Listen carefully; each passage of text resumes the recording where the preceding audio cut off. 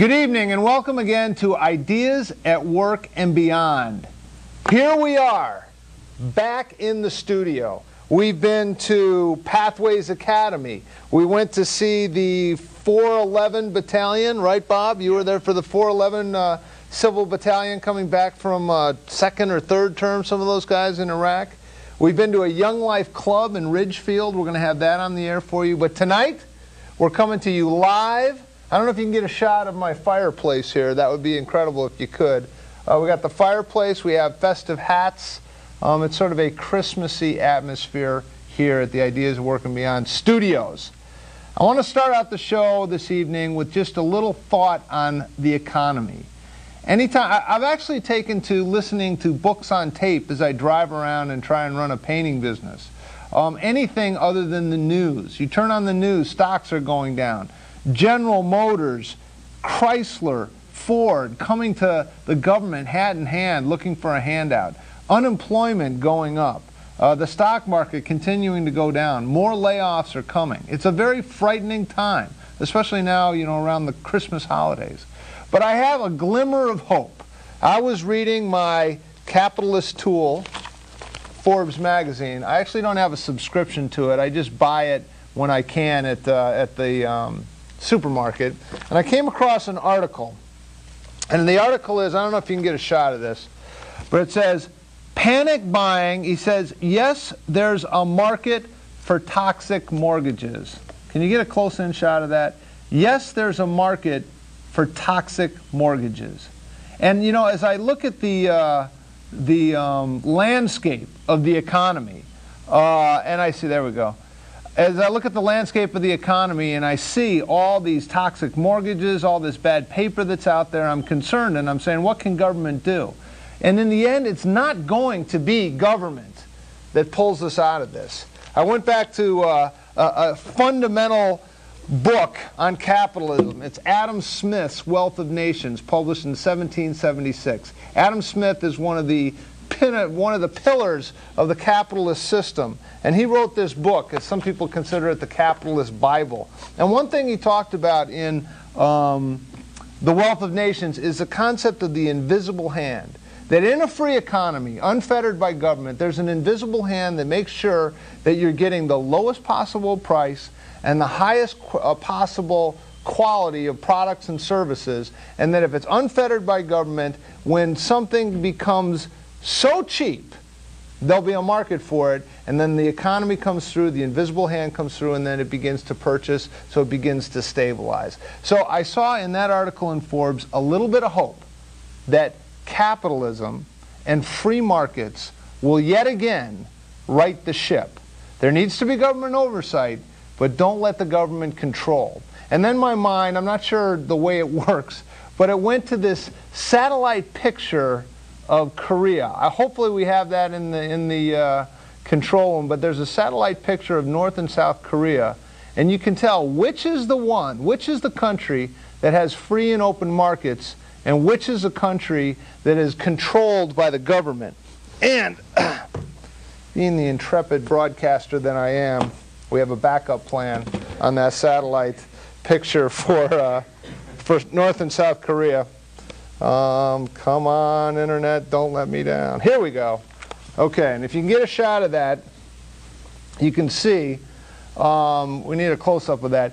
You can see which of those countries is controlled by the government and which country has allowed free market capitalism to build its infrastructure and what have you. So you have here North Korea, the dreaded communists, down here, vibrant economies. This is a satellite picture taken at night.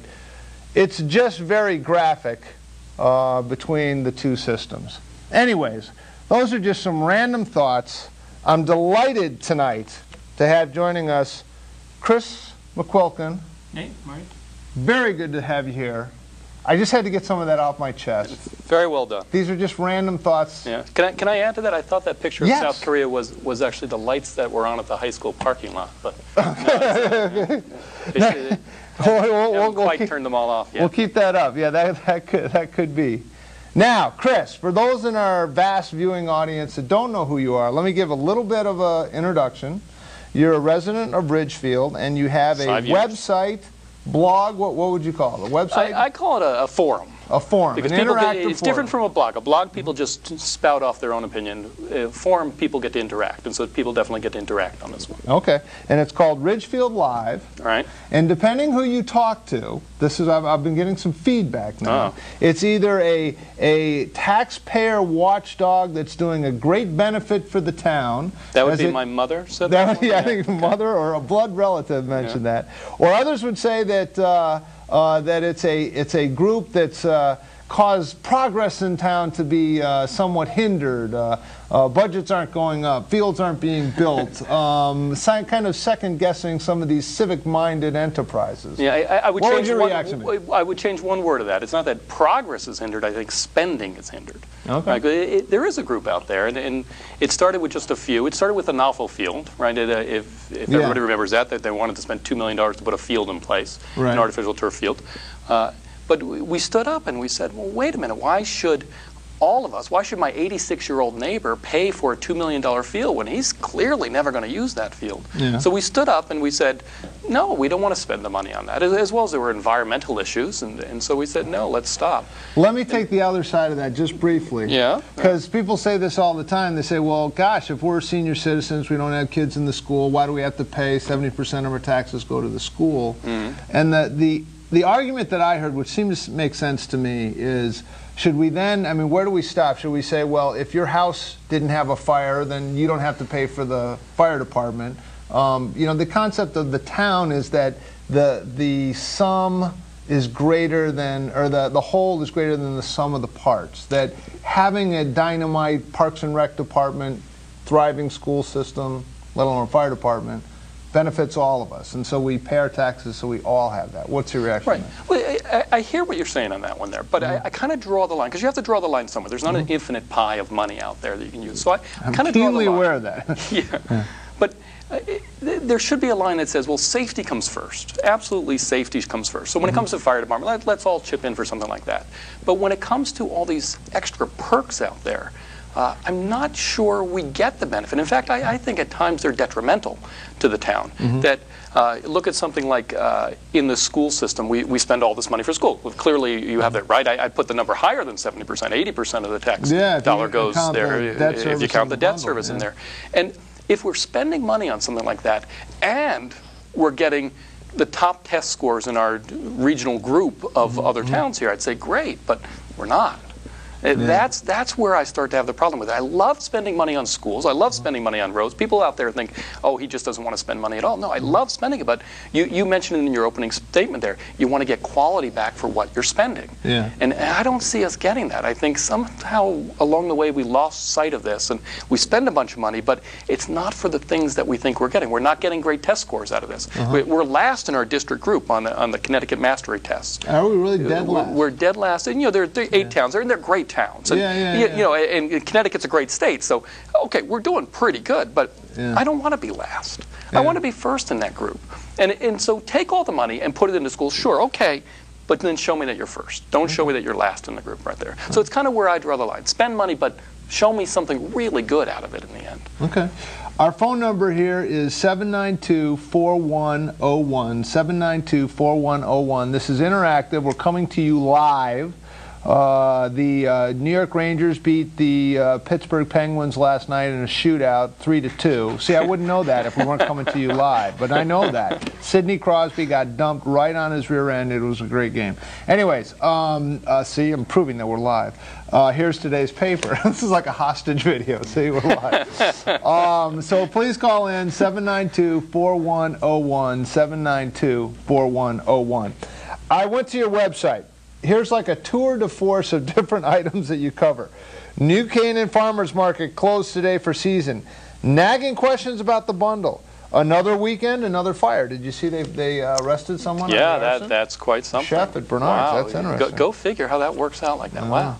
Elderly man missing in Ridgefield. Odd data point to kindergarten ages. Birth versus unemployment. Annual Ridgefield turkey shoot tomorrow. Another interesting news item from the Board of Ed. Board of Ed meeting attendance. And then, and you pointed out this, you had this poll. There's a new poll on what we should do with this year's budget. I mean, these are all items that people can go to your website, and it's Ridgefield Live, right, and can come and post their opinions on this and get feedback. And so interact with the polls. It's a big feature on there. Everybody loves giving their opinion and voting in the poll. For example, that one you point out about what should the budget be. Right? Yeah. Did you see the results? It's I very did. Now, okay, it starts with, I love the categories, fire cut, slash burn, reduce the budget to bare bones.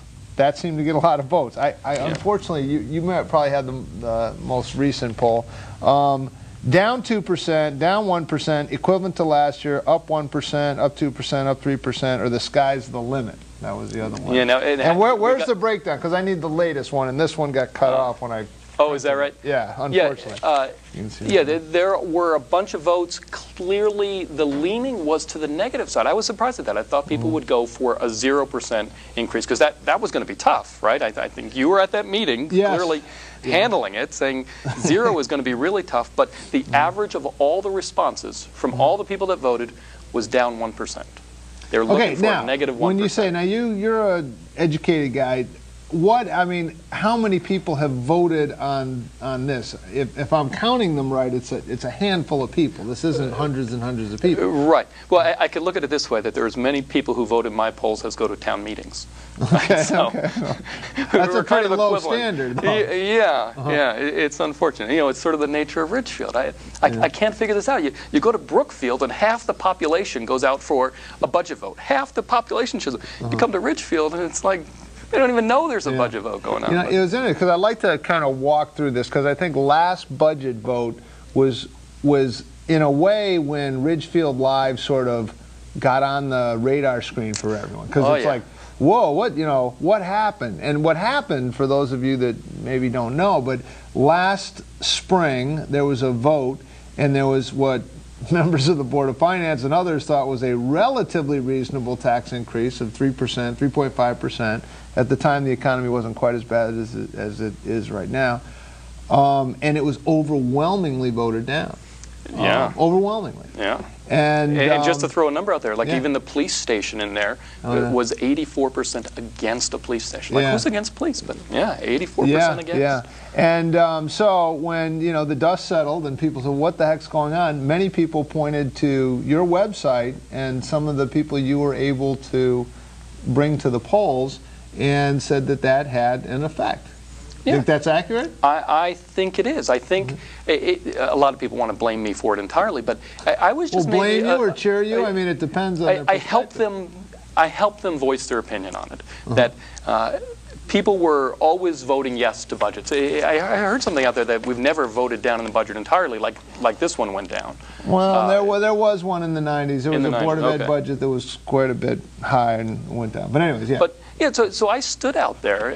I kind of played the system like the town side plays the system. There aren't a lot of people. Okay. There aren't a lot of people who pay attention to town meetings and things, so I actually went then to the people and stood outside of Stop and Shop and handed out flyers and made it very clear that our debt is here and every other town has debt level here, so we're doing something wrong. And a simple graphic, and people, I think, bought it and said, yeah, there's something wrong. All right. Caller, you're on the air. We have Chris McQuilkin from, among other achievements in his life, Ridgefield Live. Mr. Heiser. Yes. This is Ivan. Ivan Alsany. This is a great. The applause is erupting in the studio, Ivan. This is Ivan's show. So how are you? Are you in Washington D.C. right now, hunting down? I am in Washington D.C. Currently in Washington D.C. Well, thank you very much for calling in. Yes. And you have a radio program there? Well, I don't have a radio program, but I guess I am a guest host at this radio in D.C., which covers Maryland, D.C., and Virginia. Wow. And it's a Haitian radio talk show. We discuss everything. It's bilingual. All right, and you are getting your Ph.D. at Howard University. Yeah, I'm trying to do something like that. And is it true, the reports I've heard, that you were actually on the outside the fence of the White House on election night, rejoicing after the election of Barack Obama? Can you confirm or deny that? I wish I did. I actually wish I did. Wait till January 20th. Okay. The January 20th, I will be inside the White House. Oh, really? I'm just kidding. Oh, okay. I was going to say, Ivan's making connections. Well, thank you very much for calling in. Okay, great. Do you have a question for our guest, by the way? You've been around Ridgefield. You've seen how some of these Board of Ed meetings work. Well, I guess Ridgefield will be getting... Well, he's a blogger. Is that correct? That's right. Ridgefield Live. Just go to ridgefieldlive.com. Right. All one word, Ridgefield Live. I am curious to know how liberal or conservative is he in terms of how he reports his news. All right. Well, I'll put that question to him. Okay, cool. All right. Thanks a lot, Ivan. No problem. All right, bye. Yeah, what would you say do you have a political bias? Fox, CNN, Republican, Democrat, where do you fall on these issues? Yeah, it's interesting. Well, you know, you have to walk a fine line when you're having some kind of news site like this. I try to be like a Jack Sanders at times, saying, well, I'll just report the facts. Yeah, and right, he's very good at trying to stay out of the fray. Jack Sanders of Ridgefield Press, this fine newspaper. And so I actually gave myself 2 IDs on there. I gave myself the administrator, who just does straightforward things, and then I was Chris McQuilkin, who has very strong opinions on many of the issues. Okay.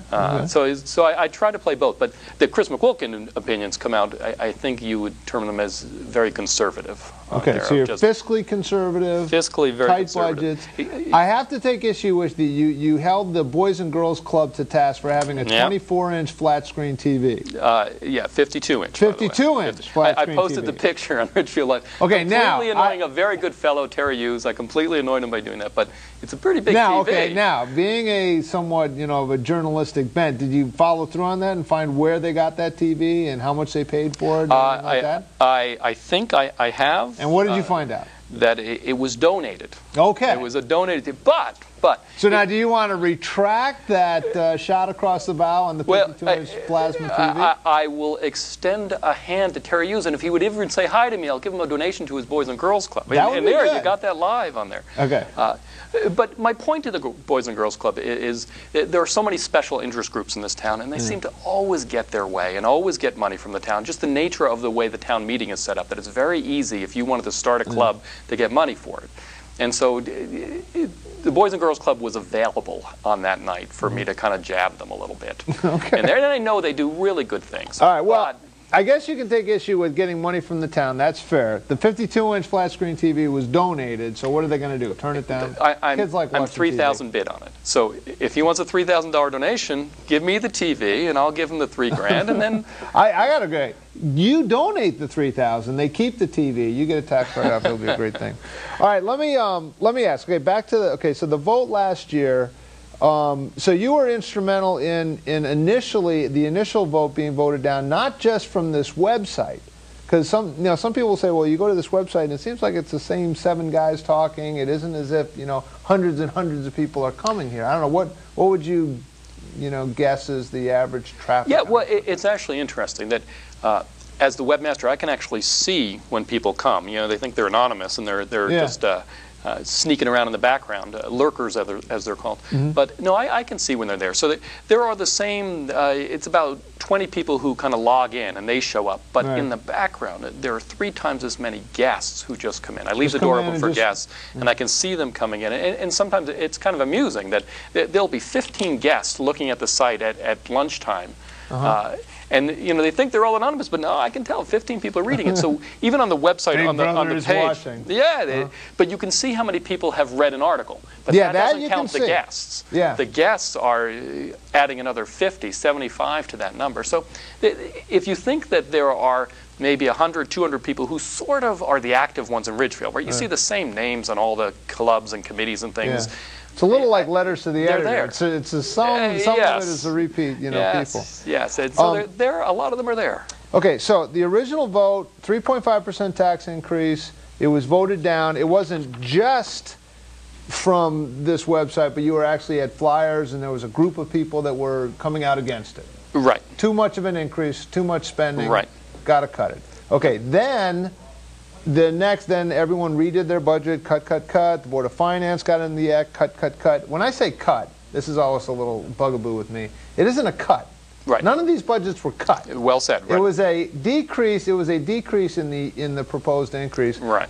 Then it came back to a 1.9% increase. And then what was Ridgefield Live's and your stand on that? Because this time around, did you come out against it again? I guess is my question. No, I didn't. Okay. I didn't. Did you remain neutral, or what did you do? I remained neutral in that I didn't hand out flyers either way. Yeah. But I kind of looked at it and thought, it's the first time for Ridgefield doing something like that, cutting in a big way, or first time in recent memory of them cutting a budget like that. And my fear was that if I came out with it in a big way again, and forced it down, that it would be slash and burn in the budget. And I didn't want to damage Ridgefield. I didn't want to hurt it in a big way. So I thought, okay, we're not going to solve all the problems in 1 year. So first budget, we cut it down by a couple of percentage points. That was great. Yeah. And then sort of the wounds healed. The sky didn't fall, right? We kind of heard that back then. The sky's going to fall. Everything's going to be canceled. No, we still have lights on Main Street. It still works just fine. Still dial 911, someone answers the phone. Exactly.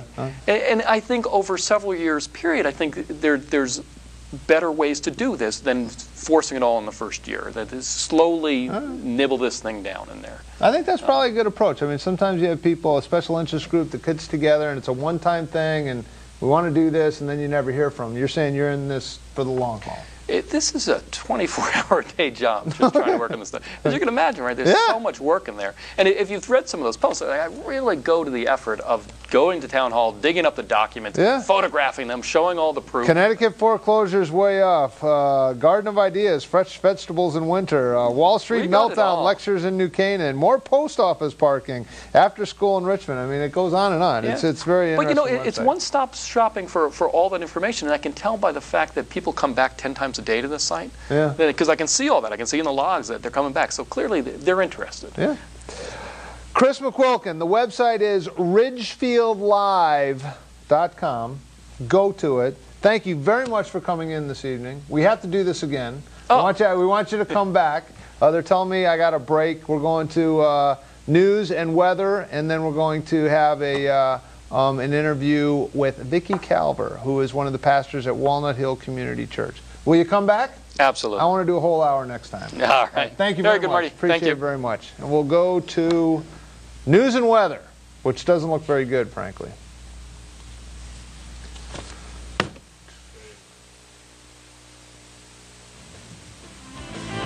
Now covering Danbury, Bethel, and Ridgefield local news with Austin Greenfield and weather with meteorologist Jared Root, right here on Comcast Channel 23.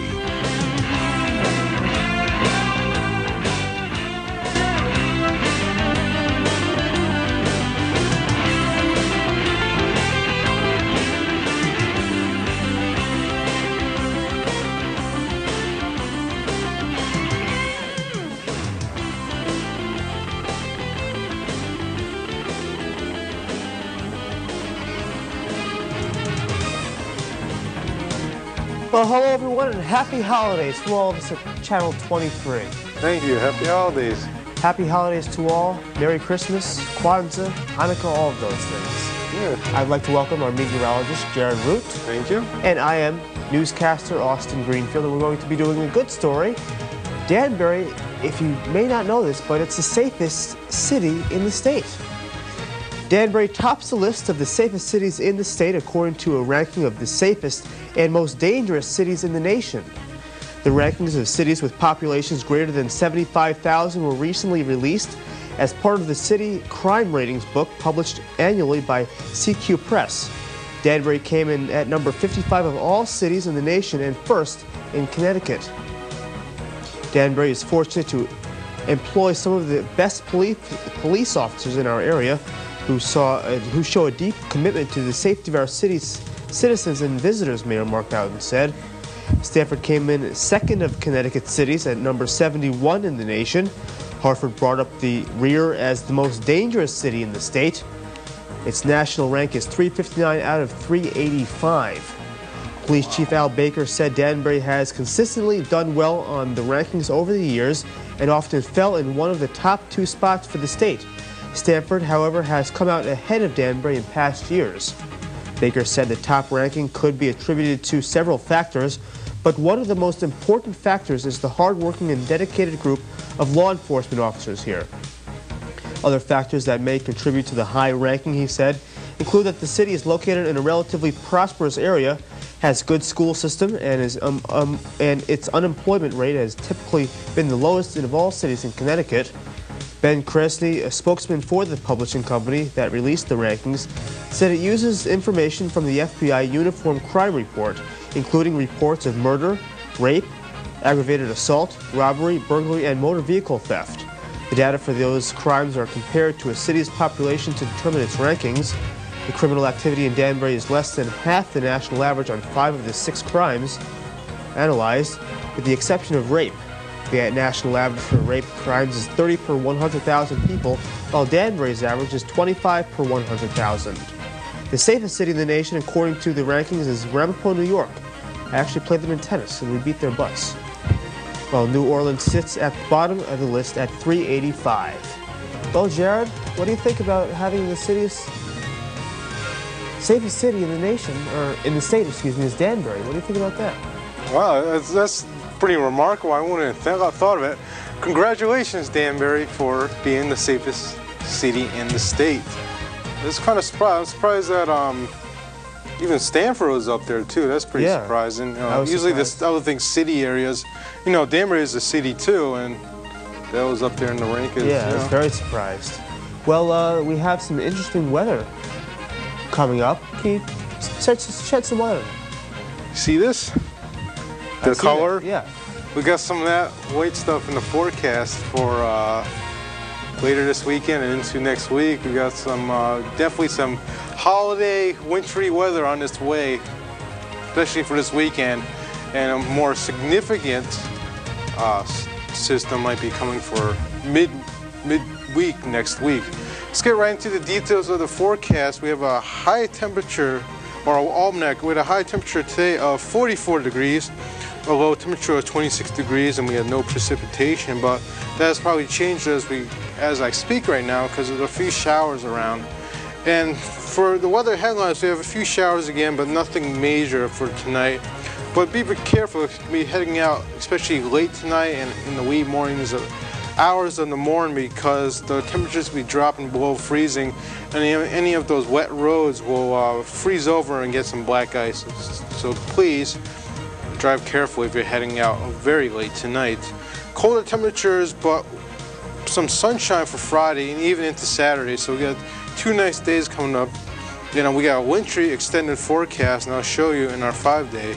So tonight we'll have a few early showers and clearing, lows in the upper 20s, 27 Bethel, 28 Danbury, and 27 in Ridgefield. Friday we'll have mostly sunny skies, a much colder day than we had the last few days. High temperatures only in the upper 30s, 37 Bethel, 38 Danbury, and 38 also in Ridgefield. Our 5-day forecast, a nice cold Saturday with a high temperature of 36 degrees. Sunday we have a small disturbance coming through the area. Could give us a few light snow showers throughout the day.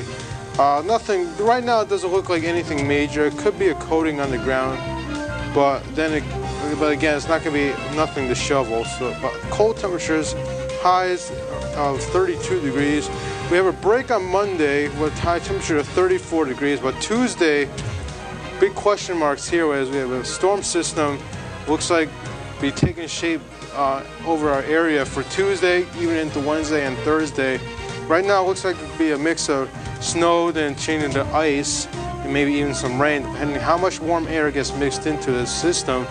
But then, this is something we have to watch, and as we get closer to this time frame, we'll have more details for you. So, Austin, get ready for a blast of winter. I can't wait. All right, well, that does it for the news and weather section of Ideas at Work and Beyond. When we return, we'll join our program.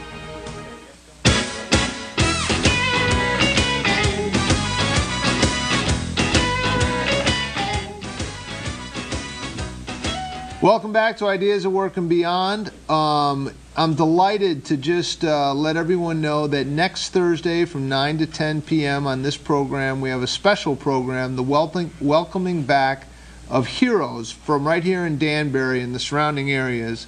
The 411th Civil Air Battalion, stationed out of Danbury, returned from their heroic tour of duty in Iraq. Some of these men have gone for a second and third time. There was a policeman from Bethel who went. Yeah. There's some pretty stirring footage. We also have an interview with the Lieutenant Governor of Connecticut, Mayor Mark Boughton, a lieutenant colonel in the Army, and most importantly, a lot of these GIs that came back. So join us next Thursday from 9 to 10 as we welcome back the 411th Air Battalion stationed right here in Danbury. So we're delighted to have that. Also coming up right now, we have a previously recorded interview with Pastor Vicki Calver from Walnut Hill Community Church right here in Bethel, Connecticut on Walnut Hill. She's a delightful young lady. You'll see her. You'll probably recognize a minor accent.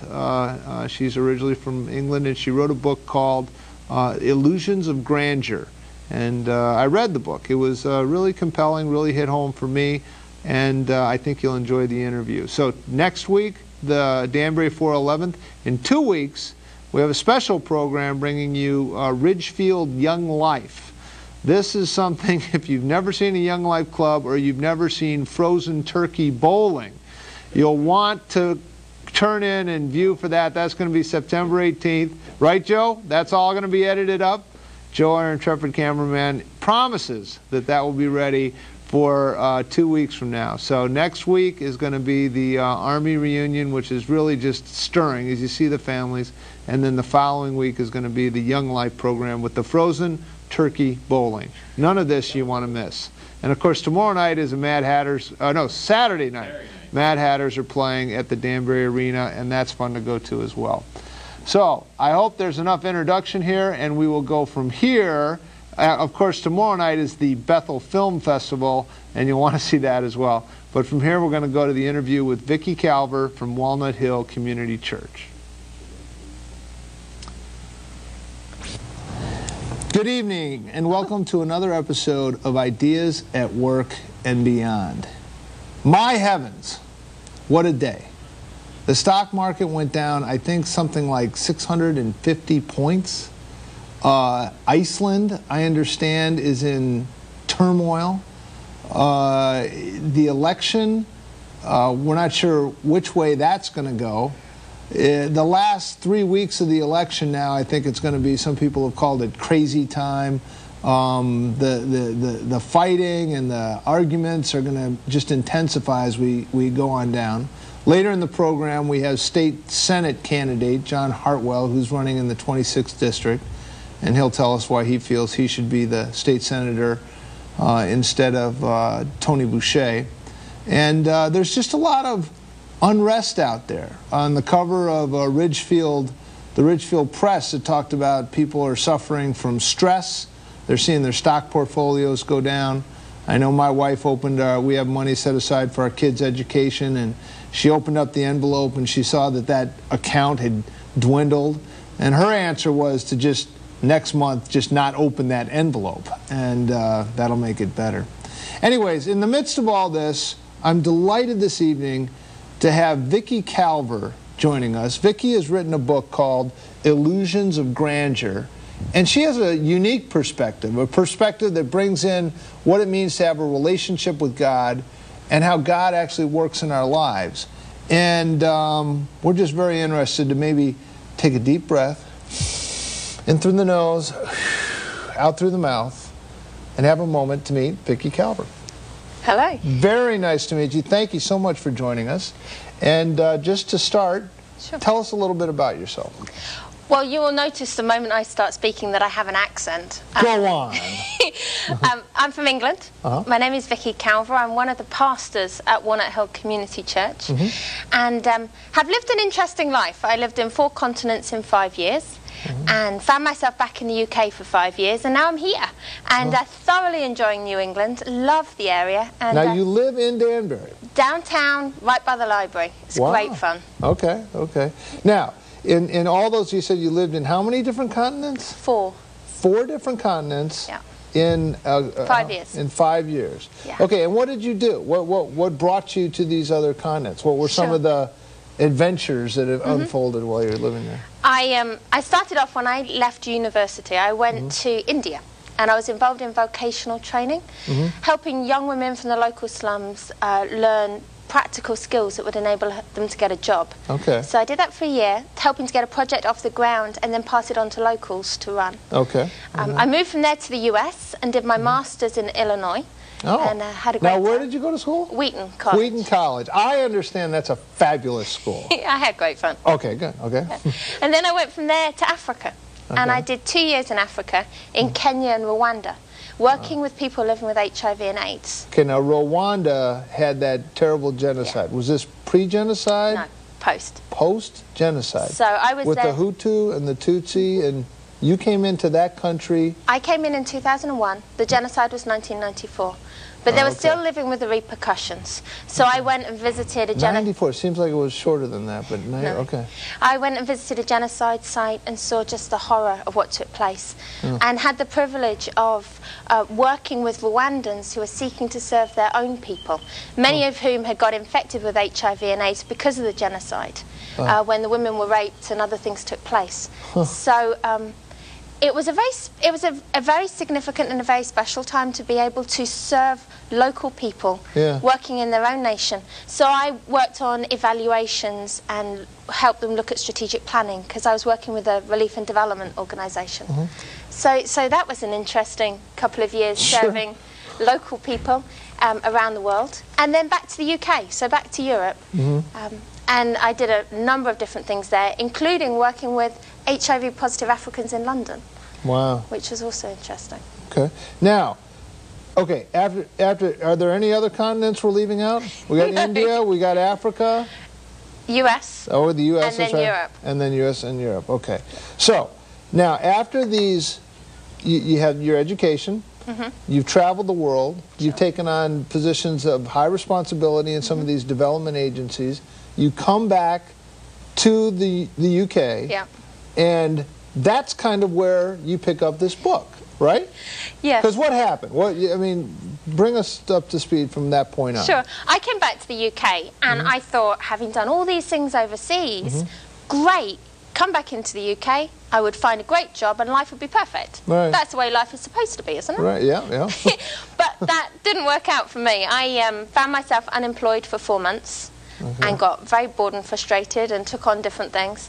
I then ended up in a job for 6 months, which was the most boring administrative job I've done, where I became a very good friend with the filing cabinet. Okay. And after that, I found myself in a 1-year contract working with HIV-positive Africans. And at the end of the year, it was a pilot project, and there was no money to extend it. And so I found myself unemployed again. Wow. And the book begins with the question that was the question on my mind and I was wrestling with at the time, which is, what's success? Everybody told me at university the world was my oyster. I could do anything I wanted. Well, how does that work out when I did a whole load of things that were exciting and I came back to my own land and nobody wanted me? I'd go into temping agencies, they'd take one look at my resume and they'd say, that's interesting, never seen anything like that, and no, we can't help you. Wow. And so for me, it was that struggle of asking the question, well, what really does matter? Yeah. And is life as easy as I thought it would be? There's a quote in the book. Let me see if I had this right. It's from Damien Barr. Is that right? He said, feeling you should be having, doing, being more is the core of what he refers to as a quarter-life crisis. I guess it's a precursor to the midlife crisis. Suddenly 30 is so close you can smell it, and everyone is doing better than you, or so it seems. The excitement of graduation fades, real life sets in, and it's expensive, ugly, and competitive. We feel even though we're only 20-something, our lives are in crisis. Why?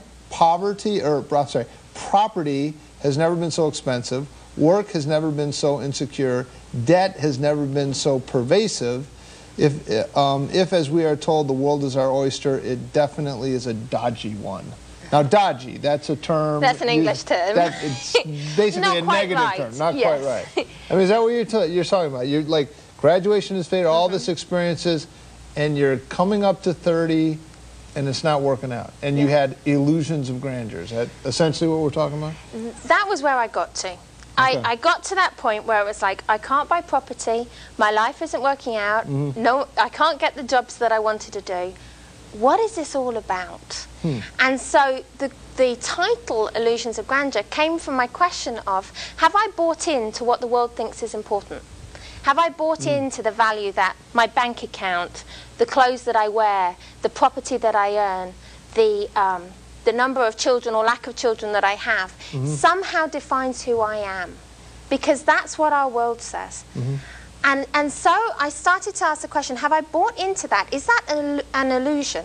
Is that not quite real? Yeah. And is there something more important to life than that? You know, you've hit on something. Let me just remind everyone, the phone number here is 792-4101. 792-4101. So if you want to call in and interject or ask our guests any questions, please don't hesitate to. Because it's at that point that I want to sort of introduce, well, I have a couple thoughts, but I want to introduce the concept of your relationship with God. But before we go there, it's interesting to me because the American dream, everything that everyone's, study hard, get into a good school, get a good job so you can save money so you can buy a house. Yep. In the last 3 weeks, the underpinnings of this American dream seem to, at the very least, be shifting. All that we thought about, the 401k, the house that would always go up in value, the people that have worked hard, gone to great schools, had great jobs with GE Capital and Lehman Brothers and some of these other investment firms, gone, out on the street. All they have is a cardboard box and they're out on the street. So the question becomes, what really is success? And is there something different between significance or success? And can we just look at it materialistically, or is there something else? But I'm getting a little ahead of myself. That's just the thoughts that have been going through my head. But talk a little bit about what it means to have a relationship with God in all that, because I'm not sure everyone completely understands that. But go ahead. For me, you're hitting right in the area of my conclusions when I wrote the book. I read the book. I underlined every page. I tore this up in July. It was my vacation book. Thank you. Okay. So part of my struggle was trying to understand, well, wait a minute, I thought this mattered. Does it really? What does matter? And what you're asking is right into that question, what really does matter? And as I explored it, I really believe that what matters is our relationship with God. That actually, all these things come and go. Things rust and fade and fall apart. We know that from all the clothes, they don't fit you next season. And things stop working and things fall off the car, and we know that the things around us don't last. And yet I actually believe that there are things that do last. And that is our relationship with God, that we can spend our entire life striving to be more, striving to have more, striving to get somewhere, when actually God has already enabled us to know Him. That it is not through striving and our own effort, it is in actually receiving what He has already done. And I believe that we were created to know God. That in the very beginning we were created to know Him. That actually we turned away from Him and went our own way. And we see that in the story of Adam and Eve. We turned away from God, but actually God longs for us to know Him and walk with Him. And so He sent His Son Jesus to die on the cross that we might know God for ourselves. And I believe that what really matters, what's really important, the things that won't fade, is our relationship with God. And that is not just for Sunday, that's for every day of the week. That changes our perspective on everything, because we're no longer living for what we think is important or our world thinks is important. We're living for God. We're living for the one who created us to know Him and for whom we will spend eternity with afterwards. Okay, so just so I'm tracking with you, because you're asking our highly educated, ideas at work and beyond radio or television audience to say, so you feel as if you have this relationship with God, that this has been a foundation for you. Yeah. How did that come to? I mean, were you born Christian? Were you just always Christian, or how did that happen? I actually believe that what we're called to is to surrender our lives to God. That you're not born as a Christian just because you were baptized as a baby or anything else. I grew up in a home with Christian parents, and actually parents who were in leadership in the church. That did not make me a Christian. I had to choose that for myself. It isn't like a family plan or something? No. Many of my friends have suggested it was, but I don't believe it is. That actually we each have a choice. And we can make that choice at any age. For me, I made the choice when I was very young, and I stuck to it. For some of my friends and for many of the other people I know, they made that choice later in life. There was a choice not to live for themselves, but to live for God. It's a question of who are you following, and who is Lord of your life. Yeah, a couple thoughts come to mind. One, that really when you've done this, when you've accepted Christ into your life and you're living for Him.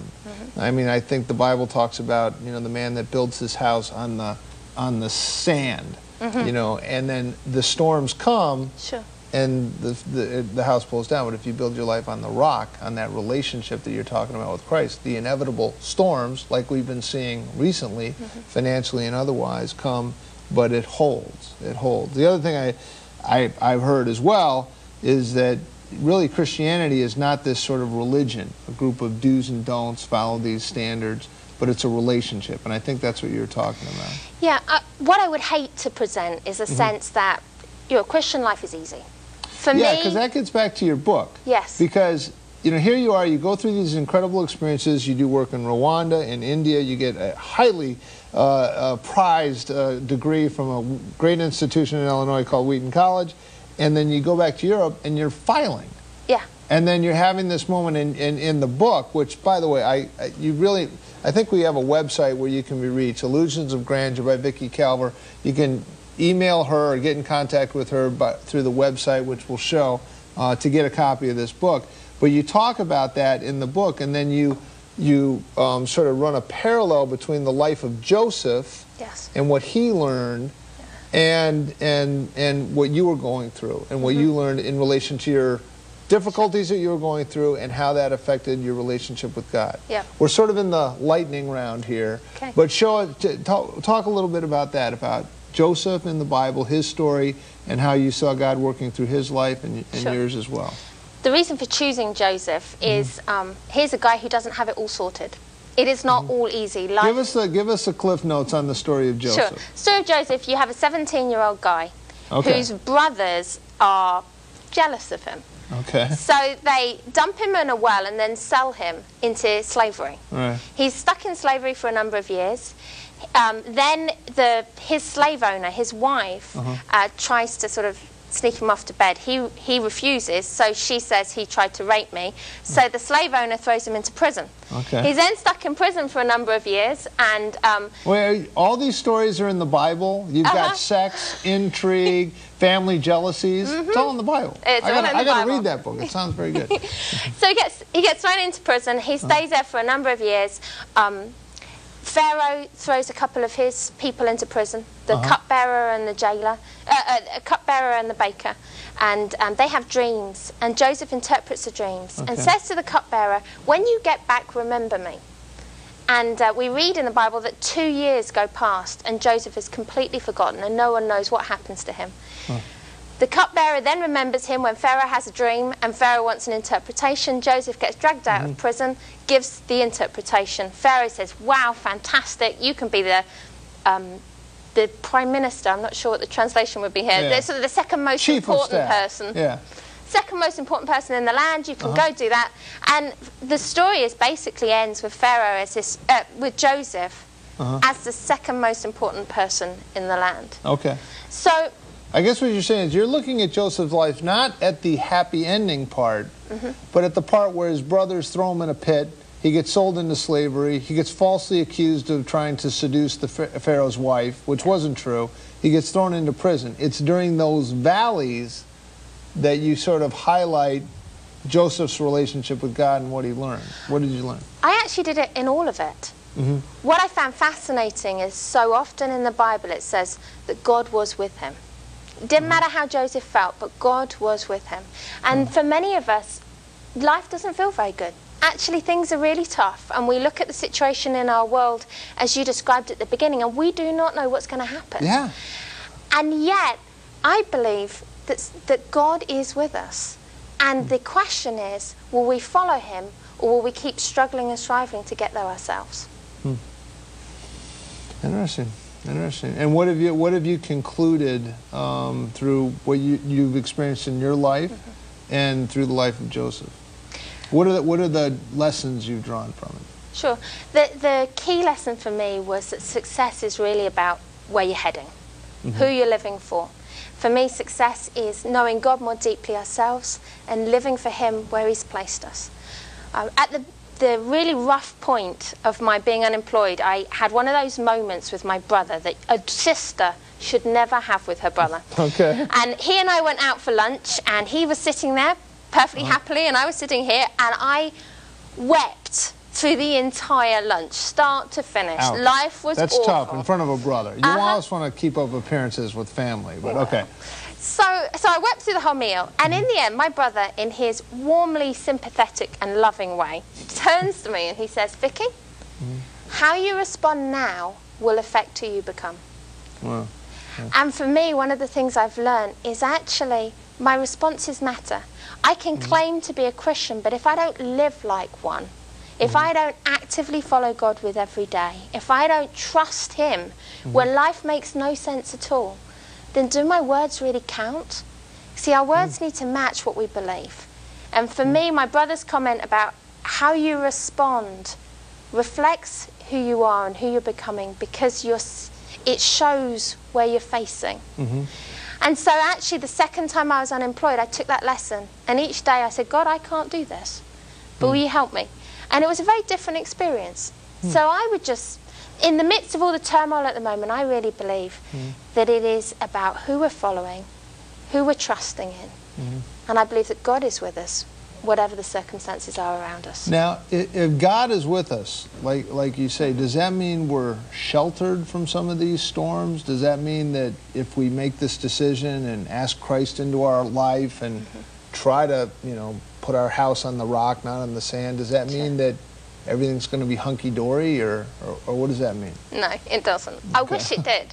Yeah, I mean, I'm looking for that Disneyland, stock prices go back up, economy's fine, friends haven't lost their jobs, kind of, you know, gas is 99 cents a gallon. Where is that? Yeah, that would be lovely. Okay. But one of the stories we have in the Bible is where the whole group of disciples are in the boat with Jesus, and there is a huge storm. They're in the middle of the lake, and they are freaking out. You know, we're going to die. What's going to happen? How are you still asleep, Jesus? And they wake him up. Jesus is asleep in the boat. He's asleep in the boat. I mean, what is he doing? And they wake him up and they say, you know, aren't you bothered? Don't you realize we're going to die? And Jesus calms the storms. He tells the wind to be quiet and the waves to calm down. I don't believe that being a Christian makes our life easy or simple or straightforward. Often it's made mine more complicated. But I do believe that I don't go in those storms on my own. And that actually there is a peace that Jesus brings that is very significant in the midst of a storm. That actually we're not alone. We have someone in the boat. And He does calm the wind and the waves, just not always as we expect. Yeah, I heard it said that we don't know what the future holds, but we do know who holds the future. So we have that going for us. Listen, the book is called Illusions of Grandeur. The author is Vicky Calver. She's also a pastor at Walnut Hill Community Church on Walnut Hill Road in Bethel. In Bethel. And the book's available at Walnut Hill as well. The book's available at Walnut Hill, and we're also going to give out a website too, where you can get in touch with Vicky, or come on down to Walnut Hill, 8:10, 9:30, and 11:10. And 11 and 10. There's also a Sunday evening. Sunday at 6 and Saturday at 5. Sunday at 6, and all those evening services are the real whiz-bang rock and roll ones that are fun for the young folks. No, well, listen, I want to thank you very, very much for coming in. Like I said, I was sitting on my porch reading this book in July, and I said, boy, I'd love to have her come on, because it just really spoke to me, and it was a very good book. So thank you very much. Thank you so much. And I hope we can do it again too. That would be great. Thank you. Thanks. Now we're going to go to our highly trained meteorologist, and well, that was a great segment with Vicky Calver. Vicky Calver is one of the pastors at Walnut Hill Community Church on Walnut Hill Road in Bethel, Connecticut, and her father, Clive Calver, is the senior pastor there. And not to shamelessly plug a church, but if you don't have a church home and you're looking, and some of the things that she talked about in her book, Illusions of Grandeur, struck a chord with you, please do not hesitate to go on online. Just Google Walnut Hill Church, and There's a whole series of services. They have wonderful programs for the kids. And it's just a great church. I usually go to the 9:30 service and sit on the left side, so come on down and join us. We usually go out for cheeseburgers afterwards. We have some exciting shows coming up, as I mentioned before. Next Thursday, this was really personally touching for me, because it was a group of local soldiers here from the Danbury area. There were soldiers from Bridgeport and Bethel. One of the soldiers we interviewed is a pastor's son named Robert Turner, who spent over a year over in the desert in Iraq. They were working in Baghdad proper and some of the other outer cities from Baghdad. Very hazardous duty, and they performed brilliantly. And you know, when you think about it, I just saw a statistic that last month, the month of October, there were only 2 soldiers that died in Afghanistan. Now, 2 is too many, but it seems as if the military have that situation under control, and they've done a brilliant job in Iraq as well. So we have a chance to, on this program, meet some of these soldiers, meet their parents. Where do you see Rob Turner's father, Rob Turner Sr., who is an award-winning pastor in Bridgeport, Connecticut, just thrilled to have his son back. We also have an interview with Mayor Bowden, and the Lieutenant Governor of Connecticut is there as well. And then in 2 weeks, you have an opportunity to take a peek into the world of Young Life. Young Life is a high school Christian organization that was started in 1941, and they have a Young Life Club program here in Danbury, as well as one in Ridgefield and Wilton and Darien, and literally across the country. It's a pretty incredible ministry. The guy who started it said it's a sin to bore a kid with the gospel, and you'll want to tune in for that. That's in 2 weeks. So thanks again for watching Ideas at Work and Beyond. It was great to hear from Ivan Alsamy as he phones in. He's getting his PhD at Howard University. Join us next week. Same bat time, same bat channel. I'm dating myself with that, you kiddies out there. Thursday night, 9 to 10, and then they rebroadcast on Fridays from 12 to 1. Thanks for joining us.